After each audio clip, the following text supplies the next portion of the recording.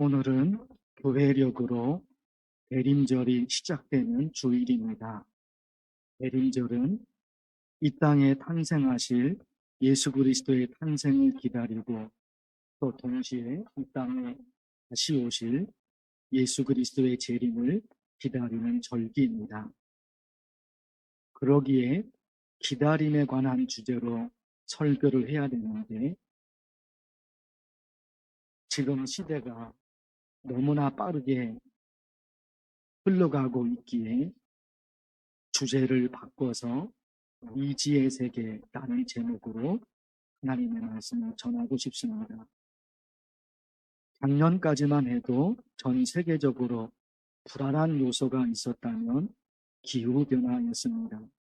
그래서 작년 한 해 동안 기후변화에 관해서 자주 설교를 했습니다.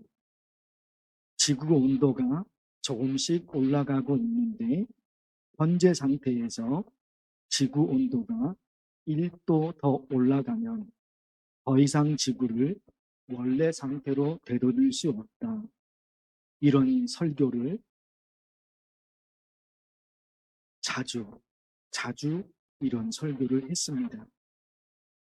그래서 기후변화를 막기 위해 어떻게 기도해야 되는지 기도 내용을 말씀을 드렸고 또 그대로 기도를 했습니다. 하나님, 이제 전 세계가 힘을 모으지 않으면 안 되는 시점이 되었습니다. 전 세계 지도자들과 전 세계 사람들이 힘을 모아 이 기후변화를 막아내게 하옵소서.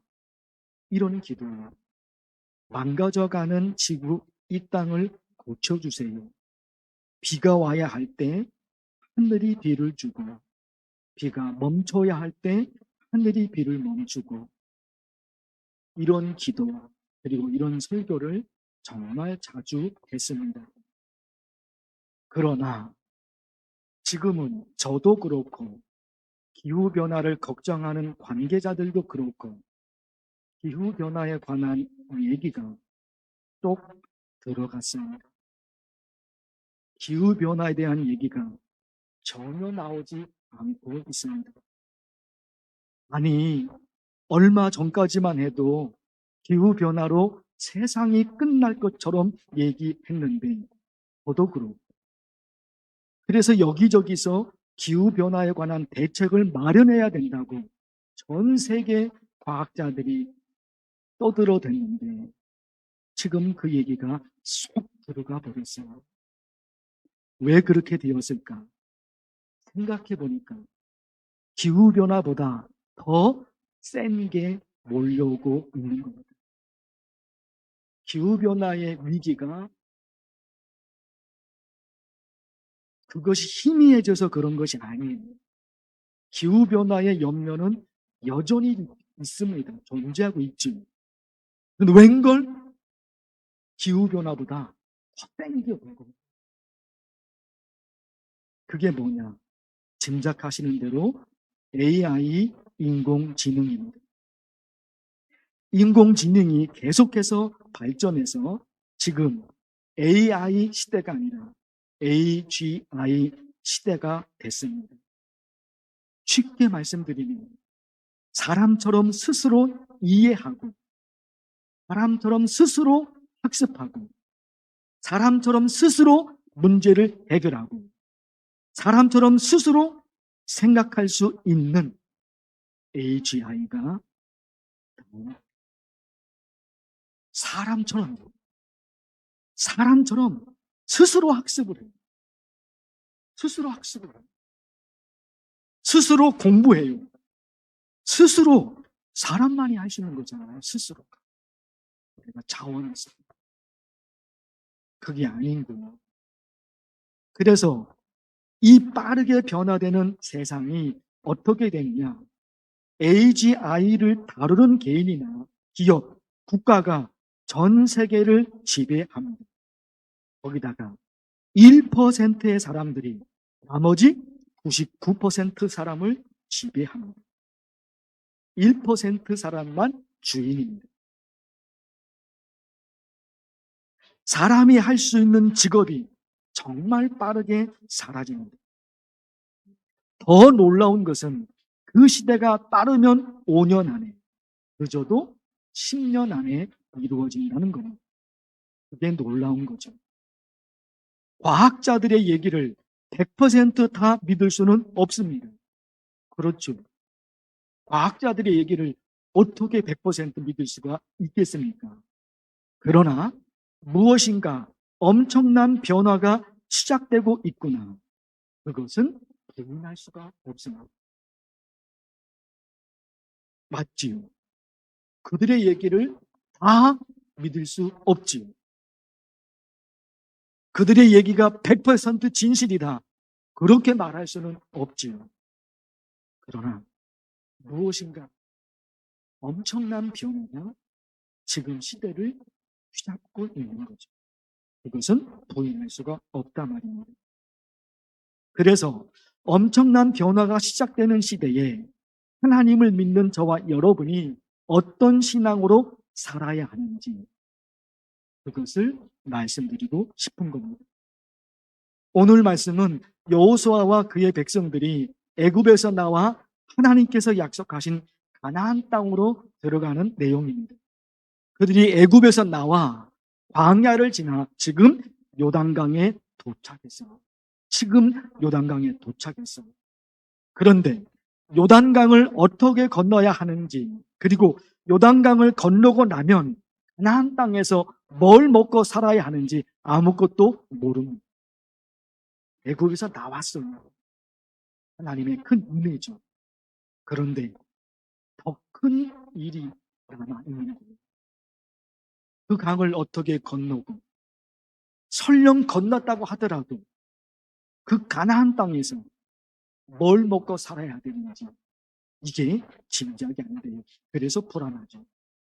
4절 끝부분을 보실 텐데요.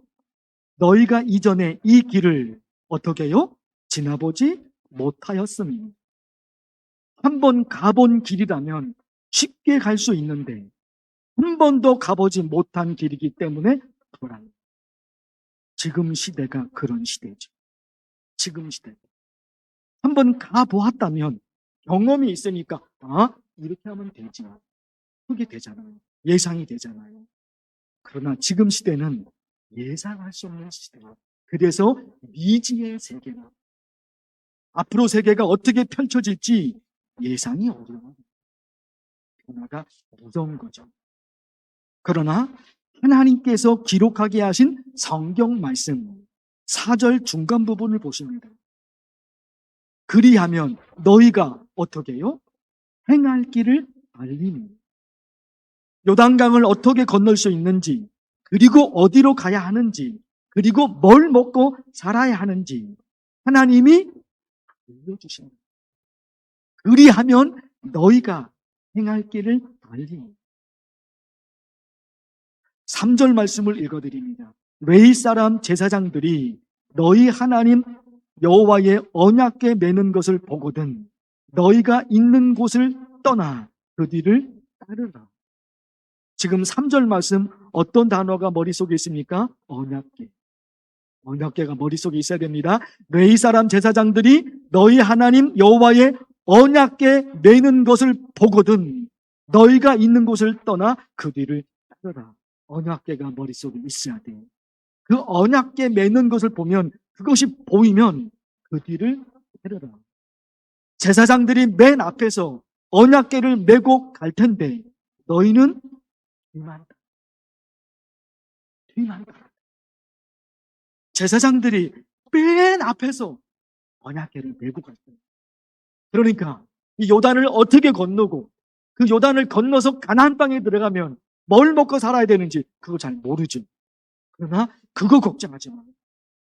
너희가 해야 될 일은 제사장들이 맨 앞에서 언약궤를 메고 갈 텐데 거기만 따라가. 그리로만 따라가. 그게 오늘의 말씀. 언약궤 안에 무엇이 들어있었느냐? 말 아시죠? 만나를 담은 금 항아리, 아론의 쌍난 지팡이, 그리고 뭐요? 십계명. 언약궤 안에 그게 들어가 있는 거예요.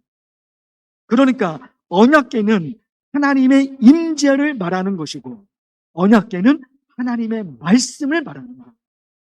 그 안에 십계명 돌판이 있어요. 언약궤 안에 십계명 돌판이 있어요. 그래서 언약궤는 하나님의 임재이며 그래서 언약궤는 하나님의 말씀입니다. 신명기 말씀을 읽어드릴게요. 모세가 이 율법을 써서 여호와의 언약궤를 매는 레위 자손 제사장들과 이스라엘 모든 장로에게 주고 모세가 율법, 그 율법이 하나님의 말씀이잖아요. 그게 언약궤에 있다. 신명기 31장 모세가 율법책을 가져다가 언약궤 곁에 두고 시간을 언약궤나 하나님의 말씀, 율법책 이 같이 가는 거예요. 언약궤는 하나님의 말씀을 상징하고 하나님의 임재를 상징합니다. 결국 언약궤를 따라가라. 그 말씀은 하나님의 말씀을 따라가라 하는 거죠. 믿음의 조상 아브라함을 보십시오. 하나님께서 아브라함에게 말씀하셔요. 너는 너의 고향과 친척과 아버지의 집을 떠나 내가 내게 보여줄 땅으로 가라. 아브라함이 어떻게 합니까? 화면을 보십시오. 이에 아브라함이 여호와의 말씀을 어떻게 따라가? 누가요? 아브라함. 아브라함이 누구예요? 믿음의 조상. 믿음의 조상. 그가 하나님의 말씀을 따라갔어요. 아, 저기에 어떤 세상이 펼쳐지겠구나. 그거 몰랐어요. 아브라함 몰랐어요. 지금까지 살아왔던 그거밖에 몰라요. 그런데 떠나라 하세요, 하나님. 어떻게 가능합니까? 그러나 하나님이 가라. 그래서 하나님의 말씀 따라 그런 우리 기도가 나오죠. 하나님 아버지, 미래에 어떤 일이 일어날지 나는 모르지만 어떤 상황에서도 매일매일 하나님의 말씀으로 살겠습니다. 이거 지금 말씀드리고 싶은 거예요. 미래가 어떻게 변화될지 모른다니까요. 예상은 가능하고 그러나 모르잖아요. 그럼 어떻게 사냐입니다. 지금처럼 저와 여러분이 하나님께 예배드리며 기도하고 찬양하고 날마다 기도로 사는 것처럼 거기에 더 집중하는 거예요. 그게 더 매달리는 거예요. 주일 예배 때 다락방과 새방이란 제목으로 설교한 적이 있지요. 보십시오. 들어가 그들이 유하는 어디에? 다락방으로 올라가니. 다락방으로 올라가니. 다락방에서 예수님의 제자들이 뭐 했습니까? 기도했어요. 다락방에서 기도했어요. 그 다음 말씀. 바울이 온 이태를 자기 셋집에 머물러서 자기에게 오는 사람을 다 영접하고 셋집. 자기 집이 아니라 남의 집인데 월세 내면서 사는 것 그 셋집입니다. 바울이 그 셋집에서 뭐 했느냐? 예수님이 누구신지를 가르쳐주는 거예요. 지금으로 얘기하면 성경을 가르쳐주는 거예요. 바울을 찾아오는 사람들에게 성경을 가르쳐주는 거예요. 그렇게 보면 사도행전 말씀은 어디서 시작이 됩니까? 다락방에서 시작이 돼요. 그리고 어디서 마칩니까?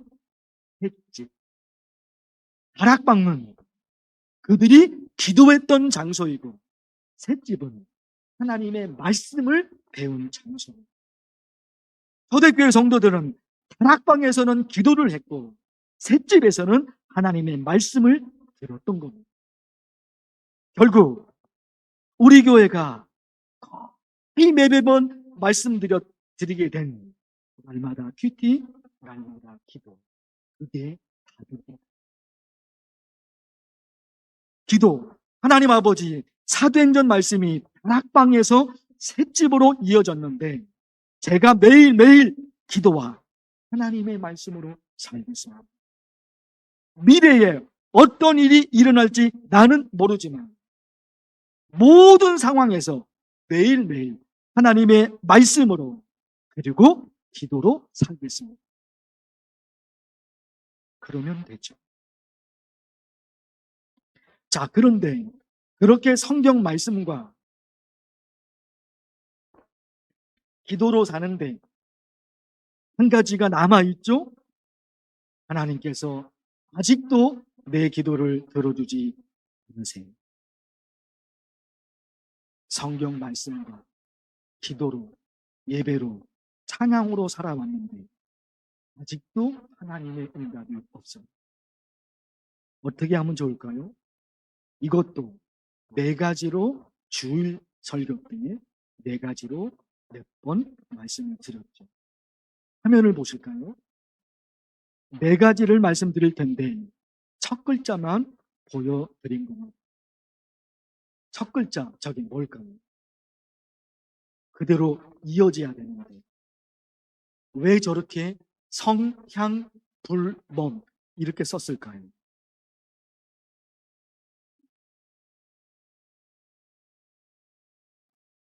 네? 예, 예, 예, 예. 성경 말씀으로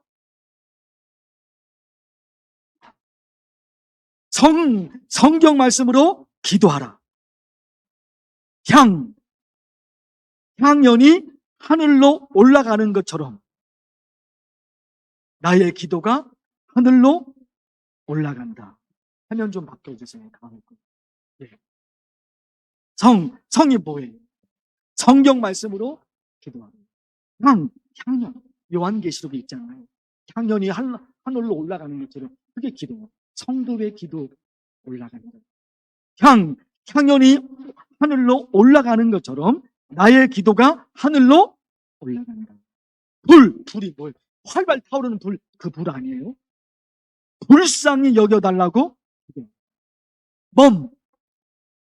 그렇죠. 멈추지 마라. 무엇을? 기도를. 성경 말씀으로 기도하라. 네 가지를 말씀드렸습니다. 이게 너무너무 중요하다니까요. 우리 기도 생활. 그래서 기억해야 돼요. 성향, 불, 멈. 성경 말씀으로 기도하라. 하나님께서 기도를 들어주신 사례를 어디서 찾아요? 성경에서. 하나님께서 누군가의 기도를 들어주신 사례를 성경에서. 그래서 야곱의 기도를 들어주셨고 한나의 기도를 들어주셨는데 하나님 왜 내 기도를 안 들어주세요? 성경 말씀으로 기도. 향연이 하늘로 올라가는 것처럼 나의 기도 들어보십시오. 향연이 성도의 기도와 함께 천사의 손으로부터 하나님 앞으로 올라가는지라. 향연이 올라가자. 지금까지 기도했던 나의 기도가 사라지지 않아. 그 얘기예요. 향연이 올라가고 하늘 끝까지 올라가요. 지금까지 해왔던 나의 기도가 사라지지 않아요. 그렇죠. 불쌍히 여겨. 예수님께서 기적을 일으키신 현장에서 항상 예수님이 말씀하신 거예요. 예수께서 불쌍히 여기사 그들의 눈을 만지시며 주께서 과부를 보시고 불쌍히 여기사 예수께서 불쌍히 여기사 손을 내밀어 불쌍히 여겨주세요. 불쌍히 여겨주세요. 그럴 때 내 기도 들어주세요. 이게 또 너무너무 중요한 거죠. 멈추지 마. 기도를 멈추지 마. 자, 여러분 한번 제가 앞글자 하면 자, 합니다. 향연이 하늘로 나의 기도가 하늘로 올라갑니다.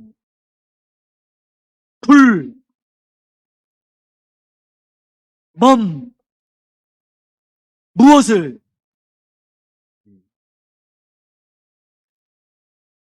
사랑하는 성도 여러분, 기술의 무한 발전이 인류에게 더 큰 복을 가져다 줄 것입니다. 그럼에도 불구하고 한 번도 가보지 못한 길이기에 두려움이 없는 거죠. 인공지능을 말하는 과학자들의 얘기를 다 믿을 수는 없지만 분명한 것은 무엇인가 엄청난 변화가 시작되고 있는 겁니다. 그러나 저와 여러분에게는 하나님이 계십니다. 그 하나님께서 세상을 어떻게 살아야 하는지 하나님의 사람들로 하여금 성령의 감동을 주셔서 성경을 기록하게 하셨습니다. 내 발에 등불이 되고 내 길에 빛이 되는 하나님의 말씀을 따라가면 두려울 것이 없습니다. 기도하겠습니다.